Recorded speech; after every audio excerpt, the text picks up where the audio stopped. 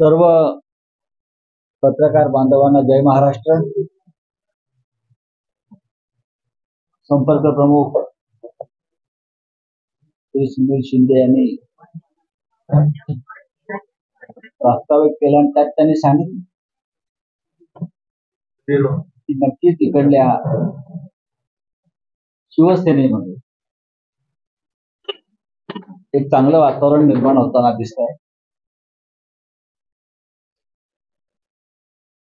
खूप काळानं मी इथे आलो. विशेषतः त्या भागातले प्रमुख नेते शिवसेनेचे अनिल भैया राठोड यांच्या निधनानंतर विस्फोटपणा नक्कीच आला. खुर्ची आवटे आलेले या थोडस शिवसैनिकांमध्ये एक पोरकेपणाची जाणीव झाली.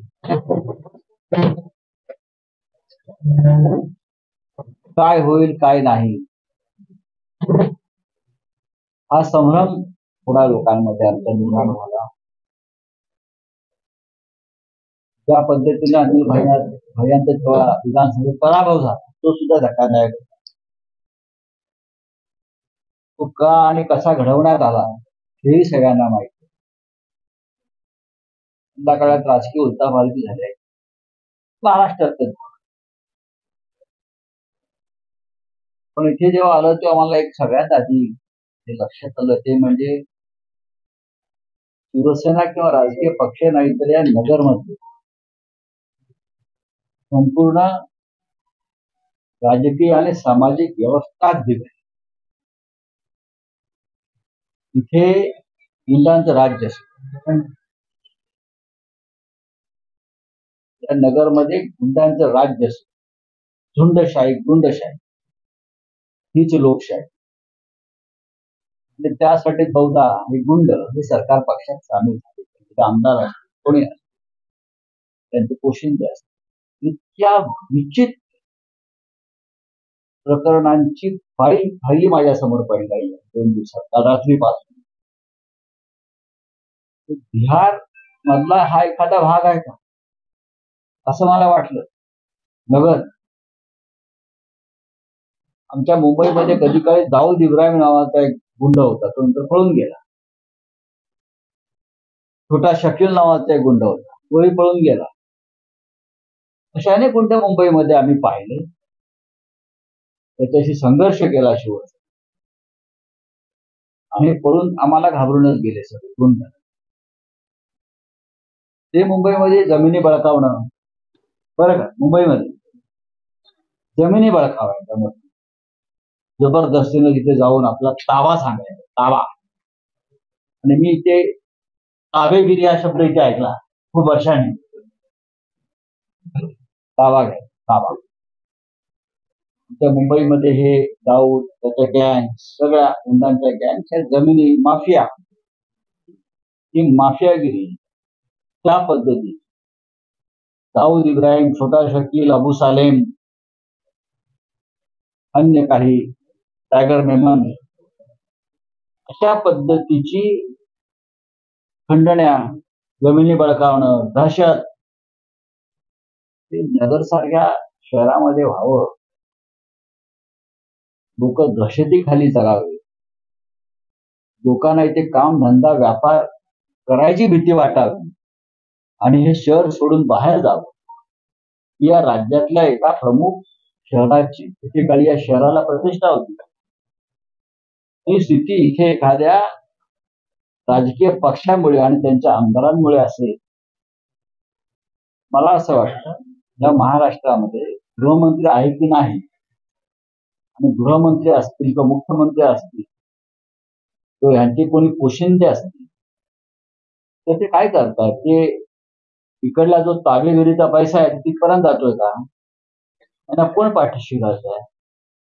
इकडले खासदार इकडले महसूल मंत्री या भागातले इतर जे कोणी प्रमुख लोक आहेत त्यांचं लक्ष आहे की नाही. लोकांनी या दहशतीखाली किती काळ जगायचं. किती खून झाले इथे या भागात किंवा या जिल्ह्यामध्ये पहा ना तुम्ही. कालच एका वकील दाम्पत्याचा खून झाला अपहरण करून. हे सगळ्या आसपासच्या गोष्टी घडतायत आणि ह्या खंडणीसाठी आणि ह्या देवस्थानाच्या जमिनी लुटल्या गेल्या, शैक्षणिक भूखंड लुटले गेले. देवस्थानाच्या जमिनी तरी सोडा, एका बाजूला राम मंदिराचं मार्केटिंग करताय, राम राम राम राम करताय हा, आणि ते देवस्थानाच्या जमिनीकडले आमदार आणि त्यांचे लोक लुटतायत, शैक्षणिक भूखंड लुटतायत, शिवसेनेच्या नगरसेवकांची कामं रोखली जातात. हे आयुक्त जे आहेत तिकडे कोणी, त्यांना मी सांगू इच्छितो, ठीक आहे, आम्ही असं ठरवलंय की ही गुंडगिरी आणि ही झुंडशाही, अनिल भैया राठोड असते ते त्यांनी नक्की तिथे एक टक्कर दिली, त्यांनी आतापर्यंत दिली आहे. पण मी शिवसैनिकांना सांगितलं, मगाशी माझी संपर्क प्रमुख सुनील शिंदे यांच्याशी चर्चा झाली. काँग्रेसचे इकडले प्रमुख पदाधिकारी मला भेटले, राष्ट्रवादी काँग्रेसचे पदाधिकारी, इकडल्या पोलिसांना आणि गृहमंत्र्यांना माझं आव्हान, ही गुंडगिरी आणि ही जी काय ताबेगिरी म्हणतात तुम्ही, काय ताबामारी, तर ताबामारीवर कशी छापामारी करायची आम्हाला. आमचा इशारा आहे या सरकारला, इकडल्या प्रशासनाला, इकडल्या पोलिसांना, की ही ताबामारी थांबली नाही, ही दहशत थांबली नाही, ही गुंडगिरी थांबली नाही तर शिवसेना रस्त्यावर, आणि नुसते रस्त्यावर उतरणार नाही तर मुंबईत ज्या पद्धतीने आम्ही लढतोय किंवा लढलो किंवा इतर भागात लढतोय, या रस्त्यावर तमाशा होईल नगर. तेच करत असताना मगाशी मला काँग्रेसचे नेते किरण काळे ते भेटले, राष्ट्रवादी काँग्रेसचे नेते भेटले. त्यांचं असं म्हणणं की महाविकास आघाडी म्हणून या ताबामारी विरुद्ध, आमदारांच्या त्यांच्या गुंड टोळ्यांच्या ताबामारी विरुद्ध एक विराट मोर्चा या नगरमध्ये काढा. तो पोलीस आयुक्त प्रमुखांच्या कार्यालयावर काढावा, तो इकडल्या ताबामारी टोळीचे जे प्रमुख आहेत आमदार इकडले त्यांच्या घरावर काढावा आणि एक इशारा द्यावा. या संदर्भात आमची तयारी सुरू आहे. या नगरमधली गुंडगिरी, झुंडशाही, लुटमार, खंडणीशाही याच्या विरुद्ध आम्हाला आवाज उठवावा. राजकारण तर होतच असतं. पक्ष संघटनेसाठी आम्ही इथे आज आलेलो आहोत, माणसांसाठी मेळावा आहे आमचा. पण मला भेटलेला इकडला प्रत्येक माणूस, न शिवसैनिक असेल, इतर पक्षाचा असेल, सामान्य नागरिक असेल, प्रत्येकानं नगरच्या गुंडगिरी विरुद्धच माझ्याकडे जातो. नगरची गुंडगिरी ही तुमची ताबामारी, व्यापारी मला भेटेल, आम्हाला व्यापार करणं मुश्किल, साधं दुकान चालवणं मुश्किल झालं. हे महाराष्ट्रातल्या एका शहरामध्ये घडत आहे आणि भारतीय जनता पक्ष नैतिकतेच्या गोष्टी मानतात. ठीक आहे, पाहू आम्ही, पण ही लढाईला सुरुवात झाली आहे म्हणाव्या गुंडगिरी. आणि शिवसेना जेव्हा गुंडगिरीच्या विरुद्ध उभी राहते तेव्हा ती गुंडगिरी पूर्णपणे आम्ही मोडून काढतो. काय हवं ते करा, रस्त्यावरती तुम्ही उतरता का आम्ही उतरते बघतो, तुम्ही गुंड असाल तर आम्ही महागुंडा. बोला काय अजून. मनोज जरांगे पाटील यांच्या सर्व मागण्या पूर्ण झाल्या, मात्र आता कुठेतरी फसवणूक झाल्याचं असं बोललं जातं. आणि त्यांनी बोललं पाहिजे ना, माझी फसवणूक झाली म्हणून. ते तर मुख्यमंत्र्याला मिठी मारताना पाहिलं मी, आम्हाला आनंद झाला. मुख्यमंत्र्यांना कडकडून त्यांनी मिठी मारलेली आहे. त्यांच्या समाजाचं काय संपूर्ण आता म्हणणं आहे ते समजून घ्यावं लागेल. आम्ही कोणत्याही परिस्थितीत या विषयावरती कोणते राजकारण करू इच्छित नाही. जर सन्मानानं हा तोडगा निघाला असेल आणि श्री मनोज जरांगे पाटील समाधानी असतील आणि त्यांनी ज्या मागण्या केल्या होत्या त्यांच्या गावातून निघताना त्याबाबत ते समाधानी असतील, त्याच्यावर आमचं काहीच म्हणणं नाही. पण लोकांनी काही शंका उपस्थित केल्या. लोकांचं असं म्हणणं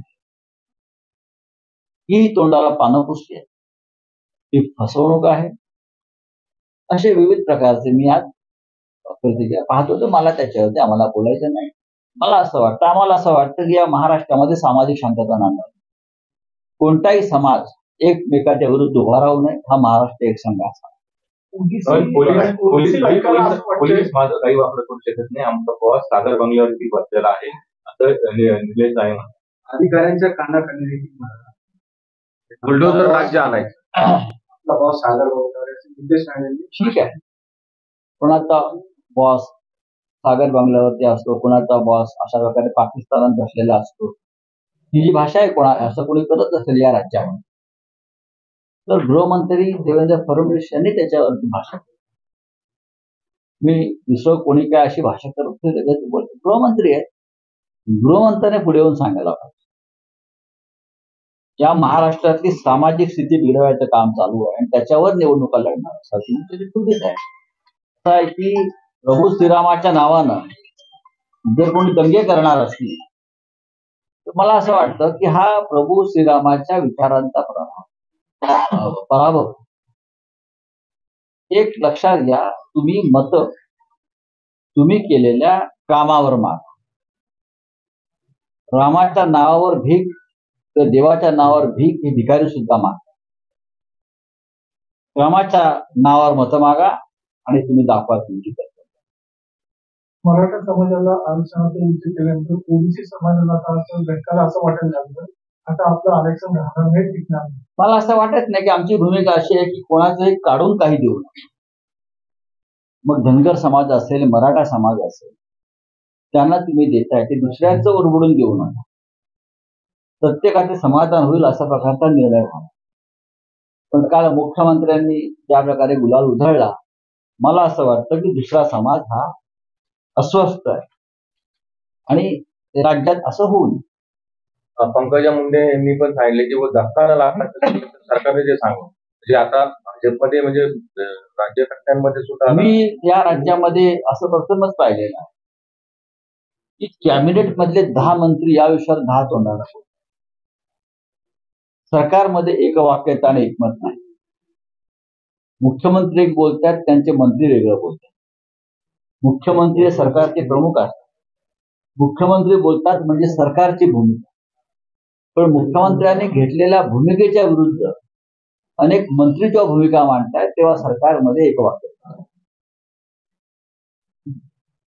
हे सदावर्ते म्हणजे सरकारचं बोलकं बावला आहे मनसे म्हणते. मला माहिती इंडिया आघाडीतून आता नितीश कुमार पण बाहेर पडले, ममताजी पण बाहेर पडल्यात, आपवाले बाहेर पडले. आघाडीची सगळी स्थिती उत्तम आहे, उत्तम आहे, अत्यंत उत्तम आहे. मुळात ममता बॅनर्जी या इंडिया आघाडीतून बाहेर पडले, आप इंडिया आघाडीतून अजिबात बाहेर पडलेली नाही. नितीश कुमार यांचा हा खेळ नेहमी चालू असतो. त्यांचं मानसिक स्वास्थ्य ठीक नाही. आम्ही त्यांना फार जवळनं ओळखतो. गेल्या काही दिवसापासून ते आजारी आहे. ती काही व्यक्तिगत कारणं असू शकतात. पण नितीश कुमार हे आमच्यापासून दूर गेल्यामुळे बिहारच्या राजकारणावरती काही परिणाम होईल असं मला वाटत नाही. बिहारमध्ये तेजस्वी यादव आणि काँग्रेस आणि इतर लहान पक्ष हे मिळून त्यांची आघाडी बनते. आपचं म्हणाल तर दिल्लीमध्ये आप आणि काँग्रेसचं गठबंधन झालेलं आहे. लवकरच ते जाहीर होईल. दिल्लीत म्हणतोय 7 जागांपैकी कोणी किती लढायचं ह्याच्यावर दिल्लीमध्ये एकमत झालंय. पंजाब हे स्वतंत्र राज्य आहे. पंजाब मधली परिस्थिती थोडीशी वेगळी आहे, जशी केरळ मधली आणि बंगाल. पण या तिन्ही राज्यामध्ये मी खात्रीनं सांगतो भारतीय जनता पक्षाचा पराभव कुठे तृणमूल काँग्रेस करेल किंवा आप करेल आणि शेवटी हे इंडिया आघाडीतच राहणार. भुजबळ सध्या अस्वस्थ दिसत आहेत, त्यांच्या बाजूने कुठेच बोलणार नाही. राजीनामा द्यावा. इतकं अस्वस्थ मनानं त्यांनी मंत्रिमंडळात राहू नये. मुख्यमंत्री एक भूमिका घेतात, तुम्ही एक घेताय. तुमच्यामध्ये जर मतभेद असतील मंत्रिमंडळामध्ये तर तुम्ही ते शिवसैनिक आहेत पूर्वाश्रमीचे, स्वाभिमान आहे त्यांच्यामध्ये असं मी मानतो, त्यांनी दूर व्हायला पाहिजे असं. इंडिया आघाडीतून नितीश कुमार के साथ ठीक आहे, नितीश कुमारजी मुझे लगता है आज या कल उनका एक नया मार्ग निकाल रहे हैं। हमें पहले से उसका अंदाज था कि कुछ हो रहा है, लेकिन बिहार में तेजस्वी यादव और कांग्रेस पार्टी और छोटे दलों ने मिलकर एक बहुत ही मजबूत गठबंधन बनाया है और बीजेपी के सामने एक चैलेंज लेकर खड़े हो गए और बिहार में हमको इंडिया आघाड़ी को अच्छा यश मिले। नीतीश कुमार आते जाते रहते हैं। अभी अयोध्या में राम है तो बिहार में पलटू राम है। हाँ, ये दो राम की राजनीति ये लोग कर रहे हैं। अब पलटू राम तो बोले तो बीजेपी को बोलना चाहिए कि बीजेपी का ये कहना था, अमित शाह जी का ये कहना था। जब नीतीश कुमार जी लालू के साथ गए तो अमित शाह ने कहा था कि अब हम नीतीश कुमार को कभी हमारे साथ नहीं लेंगे, चाहे हमारे दरवाजे पर हाथ जोड़कर भी खड़े रहे। तो नीतीश कुमार अब एनडीए के मेंबर नहीं बनेंगे, ये मेरा बिहार के जनता को वचन है। अब यह वचन का क्या हो गया, क्या हो गया?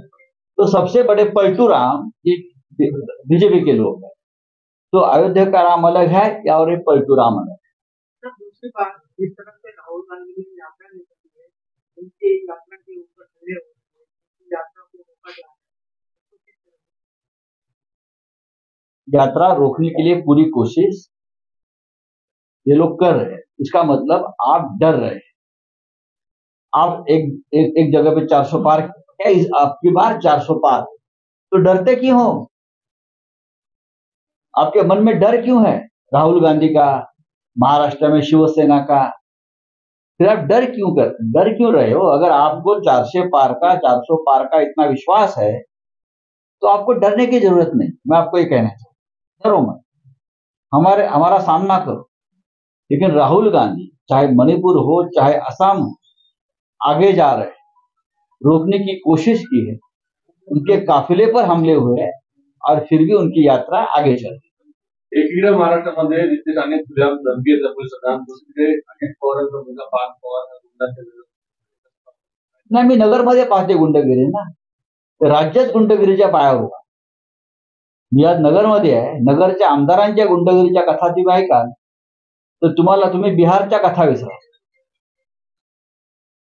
इथे प्रचंड दहशत आहे नगरमध्ये। विषय असा आहे की तुम्ही आज नगरच्या आमदारांबद्दल बोलताय, त्यांच्या गुंडगिरीबद्दल बोलताय। 1 वर्षापूर्वी हेच आमदार तुमच्या बरोबर होते, तेव्हा त्यांच्याबद्दल कोणी काय बोलत नव्हतं। महाविकास आघाडीमध्ये हे आमदार होते की तुमच्या हातात, तेव्हा कोणी काय नाही बोलत। अनिल राठोड आमचे होते त्या काळामध्ये। अनिल राठोड इकडल्या गुंडगिरी विरुद्ध लढत, हे सगळ्यांना माहिती। हो ना, हे जे विद्यमान आमदार आहे गेल्या हे नवीन सरकार आल्यापासून त्यांची गुंडगिरी वाढली असं मी सांगतो। हे नवीन सरकारमध्ये हे जे काय झालंय सगळं इकडे तिकडे, त्याच्यानंतर कोणाचंही नियंत्रण राहिलं नाही। जसं आता एका आमदाराविषयी बोललात ना, आमचा बॉस सागर बंगल्यावर बसलाय, ही भाषा आहे? कोणाचा बॉस कुठे आहे एकदा स्पष्ट होऊ द्या गुंडगिरीच्या बाबतीत। प्रकाश आंबेडकर ज्या पद्धतीनं काँग्रेसवर दबाव टाकतात, त्या इंडिया आघाडीप्रमाणे महाराष्ट्रात महाविकास आघाडीची वाटचाल मला असं वाटत नाही। महाविकास आघाडीमध्ये काँग्रेस, राष्ट्रवादी काँग्रेस आणि शिवसेना, शेतकरी कामगार पक्ष, डावे, बरं का, असं एक मजबूत आघाडी आमची झालेली आहे। त्यांच्यामध्ये कुठेही आमच्यामध्ये मतभेद असण्याचं कारण नाही। इतर पक्षांशी चर्चा सुरू आहे। वंचित बहुजन आघाडी म्हणजे डॉक्टर प्रकाश आंबेडकर यांच्याशी सकारात्मक चर्चा सुरू आहे। आपण एक सगळ्यांनी ठरवायला पाहिजे, आम्ही असं नेहमी म्हणतो की तुम्हाला काँग्रेसची जिरवायची आहे की भाजपला हरवायचं आहे, हा तुम्ही निर्णय घ्या। सगळं आम्हाला असं वाटतं एकमेकाची जिरवायला पुढला भरपूर काळ आहे, आधी भाजपला हरवायचं आहे।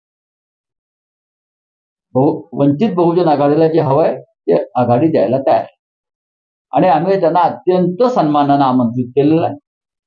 30 तारखेच्या बैठकीला वंचित बहुजन आघाडीचे प्रतिनिधी चर्चेसाठी उपस्थित आहेत। शिवसेना महाराष्ट्रामध्ये लोकसभेच्या 3 जागा लढवण्यात, 2 जागा दावा करतात। शिवसेना महाराष्ट्रामध्ये लोकसभेच्या 23 जागा लढणार, पुढे बोल। नितीश कुमारांनी आपला राजीनामा दिला. नगरमधली शिर्डी तर नक्कीच आहे त्या भागात. जर काँग्रेसने आम्हाला ही लढण्याची संधी दिली ही जागा ती लढू आम्ही. आमच्याकडे उत्तम उमेदवार आहेत 48 मतदारसंघामध्ये. आम्हाला उमेदवारांची वानवा नाही. जर काँग्रेसने सांगितलं ही जागा राष्ट्रवादीकडे आहे तर त्यांनी आम्हाला सांगितलं की जागा शिवसेना लढेल का, आम्ही त्याला ताबडतोब हो सांगू. तिन्ही जागा डिक्लेअर करता येतात तर जागा वाटप फायनल झाले. जागा वाटप पूर्ण फायनल. काँग्रेस किती आणि राष्ट्रवादी किती? बघा, मी तुम्हाला शिवसेनेचा आकडा सांग, जो गेली 30 वर्षापासून आम्ही जो लढतो साधारण तेवढ्याच्या आसपास जागा आम्ही लढू. नितीश कुमारांनी आता राजीनामा दिला. आताची नवीन दिल्ली बातमी. हो, मुख्यमंत्री पदा देऊ द्या. त्यात नवीन काय आहे? त्यांचा छंद आहे तो. त्याच्यामुळे त्यांच्या छंदाचा आड आम्ही येत नाही. एक वेगळा प्रश्न. ज्येष्ठ पत्रकार आहात, आमचे सर्वांचे आदर्श आहेत. गेले 5-6 वर्षापासून एकूणच राजकारणात जे काही बदलतं राजकारण, कोणाला बोलण्याला धर्म राहिलेलं नाही, वागायला धर्म नाही. एक पत्रकार म्हणून तुम्ही कसं पाहता यामध्ये? त्याचं कारण असं आहे की महाराष्ट्राची ही परंपरा कधीच नव्हती. महाराष्ट्र देशातल्या राजकारणाच्या दृष्टीनं सगळ्यात सुसंस्कृत राज्य होतं. राजकारण आणि प्रशासनामध्ये महाराष्ट्राला प्रतिष्ठा देशात लाभली. पण दिल्लीमधल्या राज्यकर्त्यांनी महाराष्ट्राला बदनाम करण्याचा प्रयत्न केला राष्ट्रीय स्तरावर.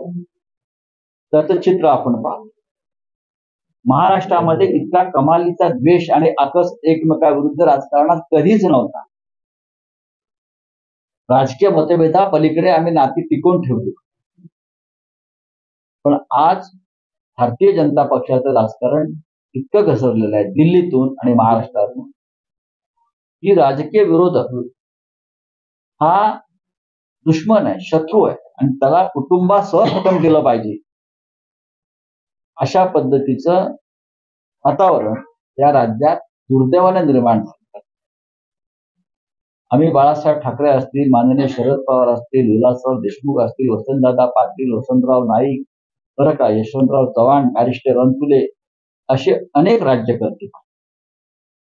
पण इतकं खालच्या स्तरावर द्वेष, सूड, बदला अशा प्रकारचं राजकारण हे गेल्या 5-6 वर्षात महाराष्ट्रात दिसत आहे.